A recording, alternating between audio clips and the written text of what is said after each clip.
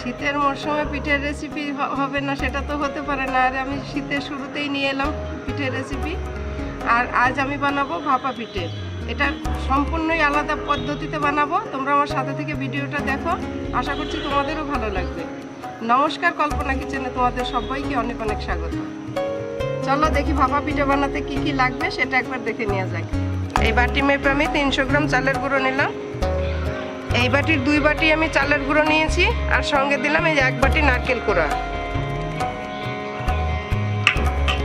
আর দিয়ে দেব স্বাদ মতো একটু লবণ। লবণটা খুব বেশি দিতে হবে না, লবণটা খুবই সামান্য দিতে হবে। আর দিয়ে দেব 1 বাটি ঠিক নয়, 1 বাটির একটু কম চিনি।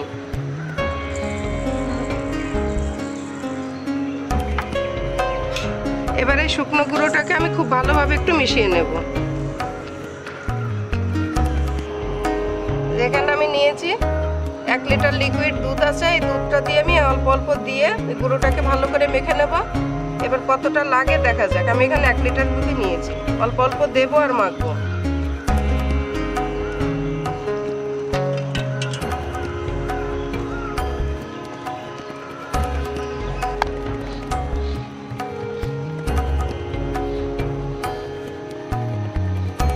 দেখো গুঁড়োটা আমি ঠিক এইরকম ভাবে মাখলাম। এটাই কিন্তু ফাইনাল মাখা নয়, এর মধ্যে আরেকটু দুধ মেশাবো আমি। এখন গুঁড়োটাকে আমি মোটামুটি 10-15 মিনিটের মতো ঢাকা দিয়ে রাখবো। তারপরে যখন পিঠেটা রেডি করব তখন আরেকটুখানি দুধ মিশিয়ে নেব। এখন আমি এইভাবেই রেখে দেবো ঢাকা দিয়ে। চলো এবার ভাপা পিঠের পুরটা রেডি করে নিই। তার জন্য নিয়েছি এই যে একটু নারকেল, আর এর সঙ্গে দিয়ে দেবো একটু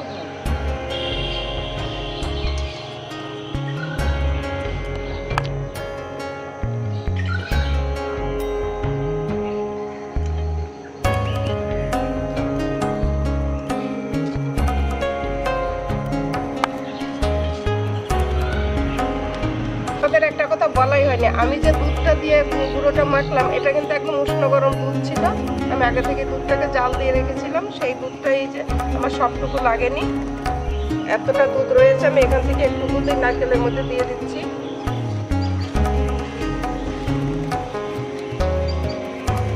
আর এর মধ্যে দেবো আমি অল্প একটু চালের গুঁড়ো। এই যে নিয়েছি অল্প একটু চালের গুঁড়ো। এতে করে এই খিরসাটা দেখতেও যেমন সুন্দর হবে, একদম থকথকে হবে, আর খেতেও খুবই স্বাদ। দেখো খিরসাটা কি সুন্দর হয়েছে দেখতে। এই কথাই আছে না, প্রথমে দেখতে সুন্দর হলে খেতেও অবশ্যই ভালো হবে। এবার আমি এটাকে নামিয়ে নেব।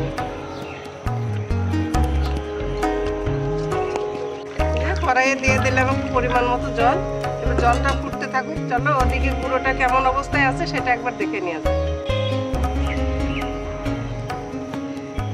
যে মেখে রাখা গুঁড়ো এরকম অবস্থায় এসেছে। গুঁড়োটা মানে অনেকক্ষণ মেখে রাখা হয়েছে, গুঁড়োটা খুব সুন্দরভাবে ফুলে উঠেছে। এবার এর মধ্যে আমাকে আরেকটু দুধ মিশাতে হবে। আরেকটু দুধ মিশিয়ে বেশ ভালো করে নেড়ে নেব। মিশিয়ে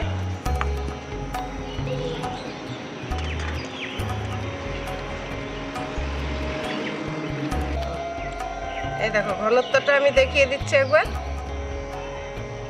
এই যে এইরকম ভাবেই গোলাতে হবে। এর থেকে বেশি পাতলা হলে কিন্তু হবে না, আবার বেশি ঘন করে এর থেকে যদি ঘন থাকে সে পিঠেটা কিন্তু শক্ত হয়ে যায়। এইরকম ভাবেই গোলাতে হবে। এবার আমি সব শেষে দেব একটুখানি বেকিং পাউডার। দেখো খুব সামান্য একটু বেকিং পাউডার দিয়ে দিচ্ছি। এটাকে আমি খুব ভালোভাবে মিশিয়ে নেব। মিশিয়ে নিয়ে পিঠে রেডি করে নেব একদম। দেখো গোলাটা একদমই রেডি হয়ে গেছে, সে তোমাদের দেখিয়েই দিলাম। এবার দেখো আমি এখানে 4টে বাটি নিয়েছি, একদম ছোট ছোট 4টে বাটি। এর মধ্যে আমি আগে থেকেই তেল লাগিয়ে নিয়েছি যাতে করে পিঠেটা খুব ভালোভাবে ওঠে। এবার আমি বাটির মধ্যে গোলা আস্তে অল্প অল্প করে দিয়ে দেব প্রথমে।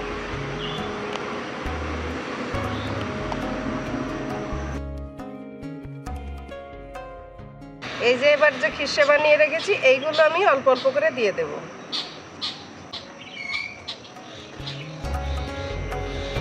চামচ দিয়ে যে আমি সমান মাপে কেটে নিলাম। এবার যেহেতু পুরোটা নরম গোলাটা, তাই আমি হাত দিয়ে আস্তে আস্তে করে দিয়ে দেবো। দেখো হাত দিয়ে এরকম একটু চাপ দিয়ে উপর থেকে দিয়ে দেবো।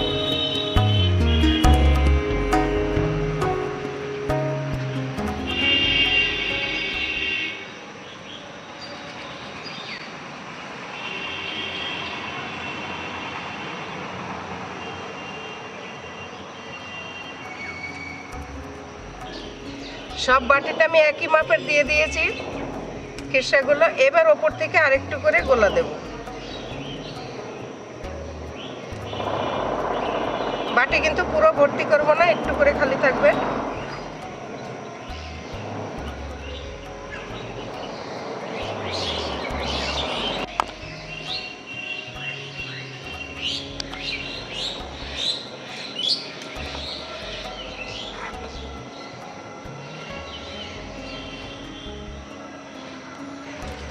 দেখো বাটিতে পিঠের গোলাগুলো তো খুব সুন্দরভাবে দিয়ে দিয়েছি। এইবার আমি নিয়েছি আরও কিছু উপকরণ, সেগুলোর মধ্যে এই যে আমি নিয়েছি কিছু ড্রাই ফ্রুটস। এর মধ্যে রয়েছে আমার চেরি, কাঠবাদাম, আখরোট আর কিছু কিশমিশ। এগুলোকে আমি খুব ভালোভাবে ধুয়ে একদম সুন্দরভাবে কাটিং করে নিয়েছি। এবার ওপর থেকে এগুলোকে আমি দিয়ে দেবো।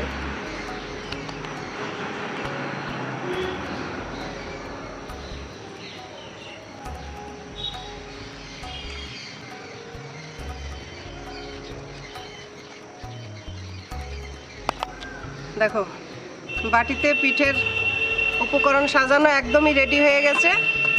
দেখতে প্রথমে এখনই কতটা সুন্দর লাগছে, এবার রেডি হওয়ার পরে আরও কতটা সুন্দর লাগবে। এটাকে আমি এখন ভাপাতে দেব।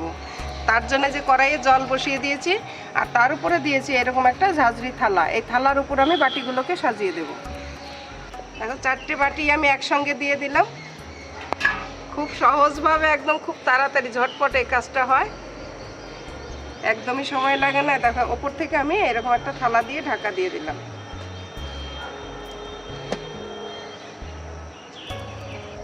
তোমাদের আমি বলেছিলাম 10 মিনিট ভাপিয়ে নেব, আসলে আমার 10 মিনিট লাগেনি। 7 মিনিটের মাথায় আমি খুলে দেখছি এখন কেমন হলো। দেখো হয়ে গেছে, পুরোই একদমই হয়ে গেছে।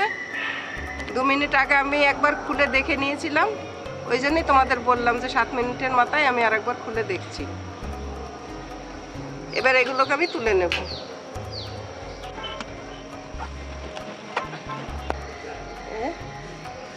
300 গ্রাম চালের গুঁড়ো নিয়েছিলাম, সেখান থেকে আমার 7খানা পিঠে হলো। আর আমি একটা ফার্স্ট ব্যাচে আমি 4টে পিঠে দিয়েছিলাম, এবার সেকেন্ড ব্যাচ মানে লাস্ট ব্যাচ যেটা, সেখানে আমার 3টে পিঠে আছে। বাকি পিঠেগুলো আমি একইভাবে ভাপিয়ে নেব, নিয়ে তোমাদের আবার দেখাচ্ছি।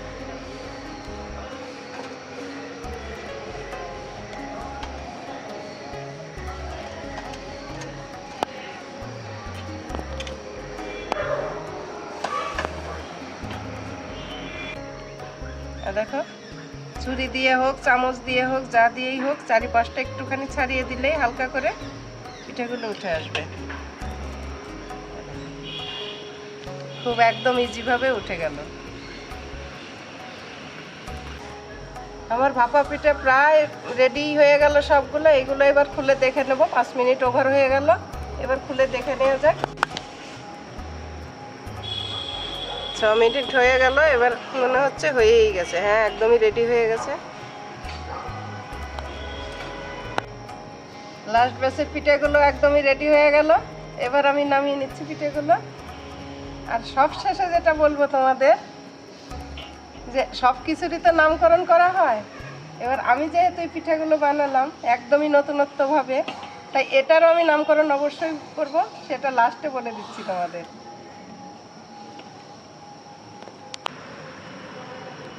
তো বন্ধুরা দেখো, এবার আমার এই পিঠের রেসিপি বলেছিলাম আমি ভাপা পিঠে বানাবো, আর সত্যিই ভাপা পিঠেই বানালাম। কিন্তু ওই যে বলেছিলাম সব কিছুরই তো নামকরণ করতে হয়। এইবার আমি ভাবলাম এই পিঠাটা যেহেতু আমি ওই প্রথমই বানালাম, আর এই পিঠাটার নামকরণ করা হলো ভাপা খিরাই পিঠে। তো তোমরা কমেন্ট করে বলবে নামটা সত্যিই সঠিক হলো কি না, না কি অন্য কোনো নাম দিলে সঠিক হবে, সেটা আমাকে অবশ্যই কমেন্ট করে বলবে। আর যারা আমার এই ছোট্ট চ্যানেলটি এখনও সাবস্ক্রাইব করোনি, সাবস্ক্রাইব করার অনুরোধ থাকলো। কত সহজভাবে একদম অল্প টাইমের মধ্যে পিঠেটা বানানো যায়, খুবই সহজ, সেটা তো দেখতেই পেলে। আর পিঠেটা দেখতে যতটা সুন্দর হয়েছে, খেতে দিন কিন্তু ততটাই সুন্দর। তোমাদের আমি এই প্রথমবার দেখালাম, আর আমি এর আগে বাড়িতে নিজে নিজে একটা বানিয়ে খেয়েছি, কিন্তু ভালো লেগেছে বলেই আমি তোমাদের সঙ্গে শেয়ার করলাম। এবার আমি একটা পিঠে তোমাদের কেটে দেখাচ্ছি।